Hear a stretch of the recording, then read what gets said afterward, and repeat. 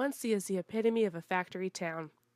Factories come and go constantly, and it is hard to find a Muncie business that has been around longer than 10 or 20 years.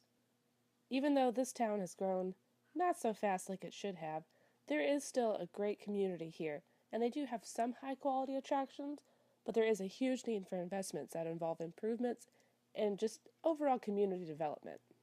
Before we begin our tour of Muncie and the factories and businesses that could need a little improvement, we're just going to show you a brief overview of the places we're going to visit. We'll start with a restaurant called Bambuda that was in the Ball State area for just a short time.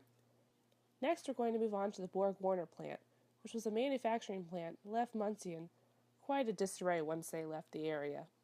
Right after that, we're going to visit an abandoned gas station that's been through its fair share of names and owners.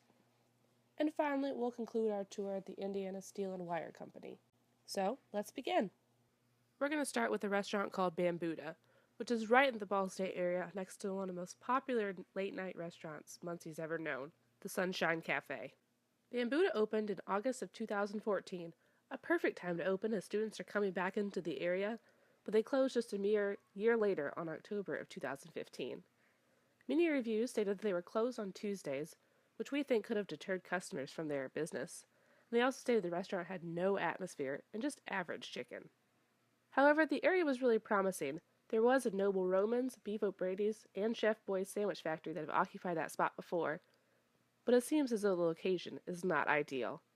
We were excited to see that when Bambuda opened, they painted the outside of the building and changed the sign. They had new walls inside and the whole kitchen was redone. Despite its reputation, this really is a good spot for a restaurant, and Ball State students are constantly over in that area, especially considering it's right next to an apartment complex. It just needs a little love and a little money for the investment to improve the area. The next stop on our tour is the Borg-Warner plant. Borg-Warner had a huge, long history in Muncie, Indiana.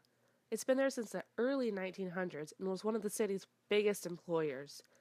They ended up laying off 780 people when their union contract expired in 2009, therefore closing the plant and moving on to a different area. Because they were unionized, the average pay of their employees was $20 an hour, making a huge impact when that type of money left the area.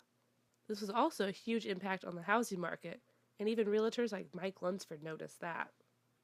The owner of one downtown restaurant says it is the end of an era, but the town is evolving in other ways. And I quote, "This is an automotive town, and one by one things leave. But I have to say other things take its place. Magnatech just came, Sally Mae just came," end quote, said Mike Thompson, a restaurant owner in the Muncie area. We're next going to move on to one of Muncie's several abandoned gas stations. Now, this one you see here has gone through several names, so it's hard to really pinpoint which one left the area, as none of them really stayed more than a few months.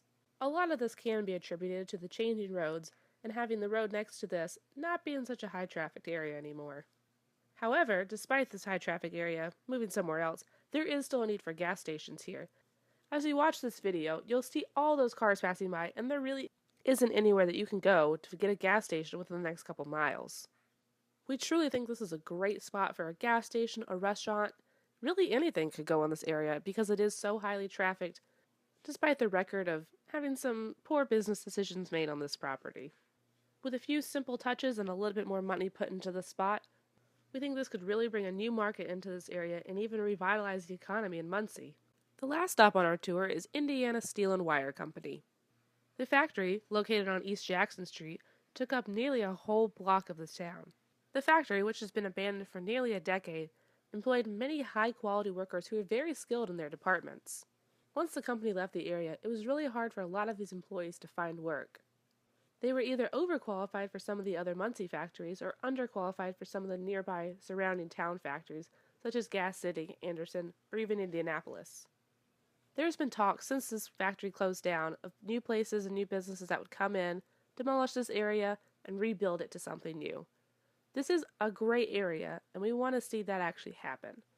All of these sites we mentioned today are actually still in prime locations, and it's really sad to see when you drive by an abandoned gas station, an abandoned restaurant, or even several of these abandoned factories.